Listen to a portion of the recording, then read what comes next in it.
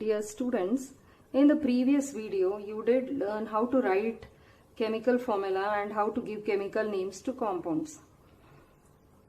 When you take a language has alphabet which together form a word and the words together form sentence. Similarly, in chemistry, we have symbol which together form formula and formula together will give equation. So today let us learn what do we mean by a chemical equation. A chemical equation is a shorthand form of a chemical change. Whenever a chemical change takes place, this chemical change is represented symbolically. When we say symbolically, is written using formulas and symbols, and that forms a chemical equation. Now let us take an example to learn the different aspects of a chemical equation. Now here we have a chemical change. The chemical change is when sodium hydroxide reacts with hydrochloric acid, it forms sodium chloride and water. Now whatever takes part in a chemical change, we call that as reactants, and this is always written on the left hand side. Or in other words, you can say whatever is on the left hand side we call it as reactants, and whatever is on the right hand side we call it as products. The products are formed as a result of a chemical change. Now you can see an arrow mark between the reactants and the products. Like this, we have certain symbols in a chemical equation. Let us learn what do these symbols mean. Actually, you have already learned in the previous standard. We will quickly recapitulate about them. Now this arrow mark in a chemical equation represents irreversible reaction. Or in other words, you can also say it indicates the direction in which the reaction takes place. A double arrow mark like this will represent reversible reaction. An arrow mark pointing upwards will state evolution or liberation of gas. Evolution or liberation of gas. Then an arrow mark pointing downwards will indicate precipitation.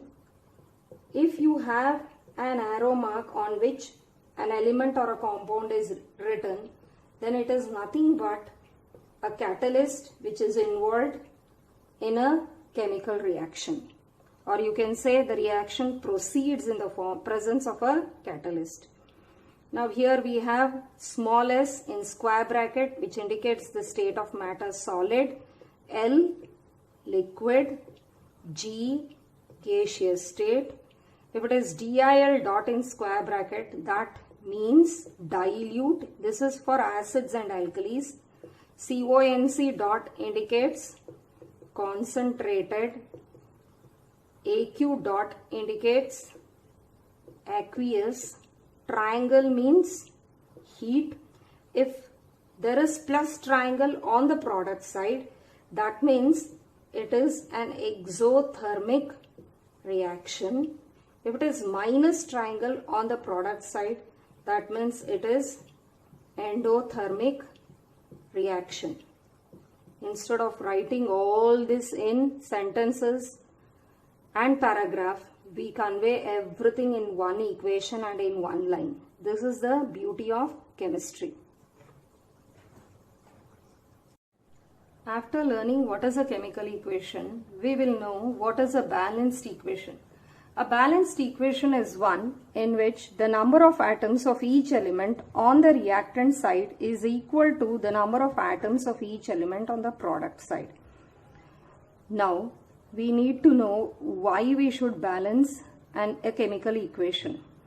We should balance a chemical equation in order to comply with the law of conservation of matter, which states matter can neither be created nor destroyed. Now even in tests and exams, always whenever you write an equation, it has to be balanced. An unbalanced equation will not fetch marks. So an unbalanced equation is one in which the number of atoms of each element on the reactant side is not equal to the number of atoms of each element on the product side. Now let us learn how to balance a chemical equation. Now the method that we are learning today is the hit and trial method. Actually, there is another method in the textbook which is partial equation method, but that is not in the scope of the syllabus, so there is no need for you to learn that. According to hit and trial method, we have a chemical equation in which lead nitrate on thermal decomposition forms lead 2 oxide, liberating nitrogen dioxide and oxygen. What first we will do is we'll list down the atoms both on the reactant side and the product side of each element. Here we have 1 atom of lead, and if nothing is there, then it is understood as 1. 1 2s are 2. 2 atoms of nitrogen, 3 2s are 6. 6 atoms of oxygen. Here again on the product side we have 1 atom of lead, oxygen 1 plus 2, 3, 3 plus 2, 5. Nitrogen, we have 1 atom of nitrogen. Now always whenever you balance a chemical equation, you need to add where it is less. And when you add, you will write a whole number.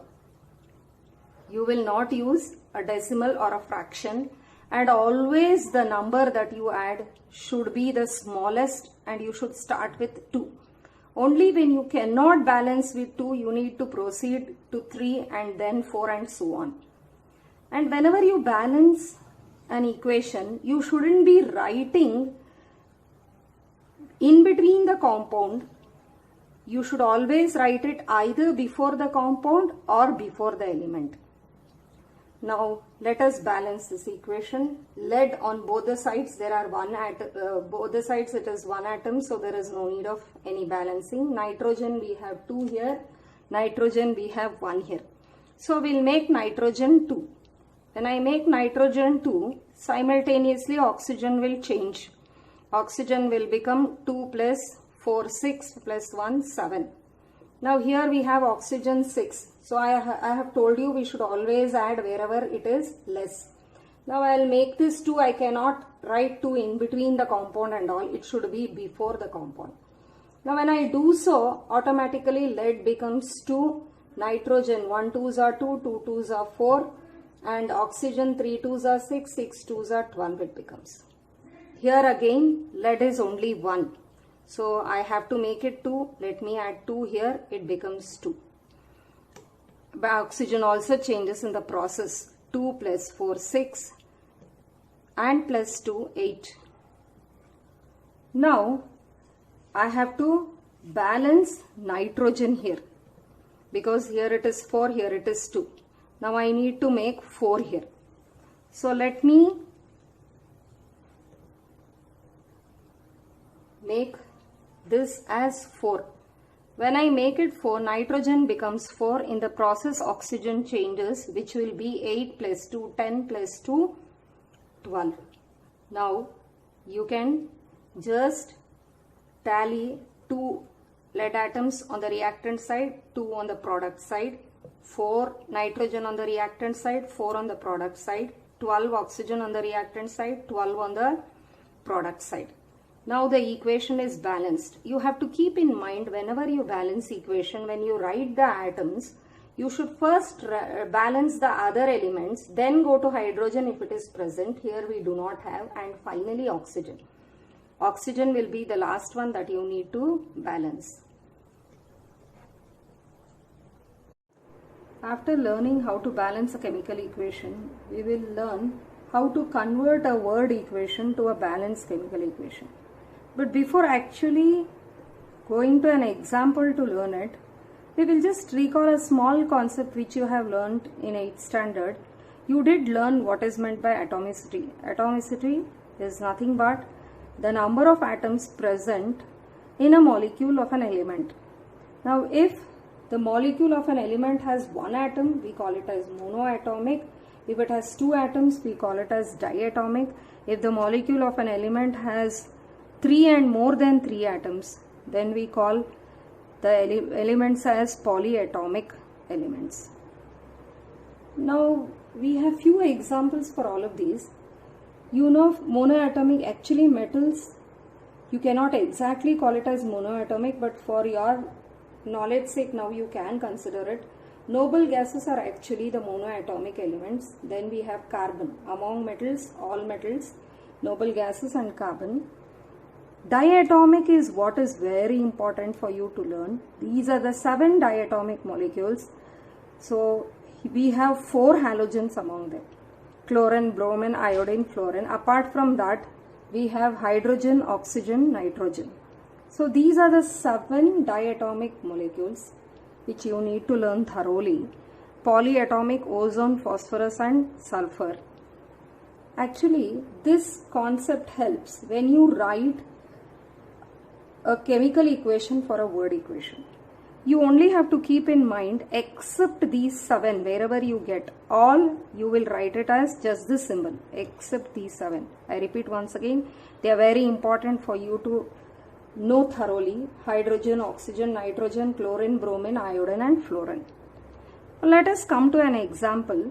We have a word equation here, iron plus chlorine giving iron 3 chloride.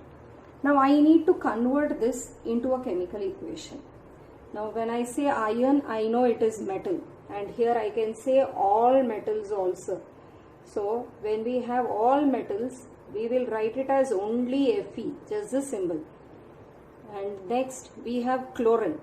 Now because chlorine is diatomic, you need to write as Cl2. You cannot write Cl. If you write only Cl, then your equation will be wrong.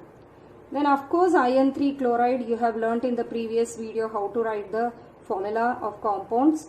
You will just write down the same way by crisscross method, FeCl3. Now this is just a skeletal equation. A skeletal equation may be balanced or unbalanced. Here the skeletal equation is unbalanced, so we need to balance. Balancing is very important. I did tell you when I taught you balancing equation that an unbalanced equation is an incomplete equation which will not fetch marks. So let us balance this. We have iron, we have chlorine on both the sides, the reactant side and the product side. Now let us write down the number of atoms of iron. Here it is 1, chlorine is 2. Here iron is 1, chlorine is 3. I have told you we should always add where it is less. In both the cases iron is 1 each, so there is no need of adding anywhere. Chlorine we have 3 here, here we have 2, so we need to add here. And you know the rule that you should start with a small number 2, because 1 will always be there. If nothing is there before the element or before the compound, it is understood it is 1. Now the chlorine becomes 4 here, here it is 3, so I need to add here. I have to add before the compound, I cannot add in between the compound. Now when I add before the compound, 3 2s are 6, 6 atoms of chlorine I do get. Now again it is an imbalance. Here I have 4, here I have 6. Now iron also varies. Here it becomes 2. I have to make iron 2 here. Now I have to make chlorine 6. In order to make chlorine 6, I need to write 3 here instead of 2. Now I get 3 2s are 6. Just verify 2 2 of iron atoms, chlorine 6 and 6. Now the equation is balanced.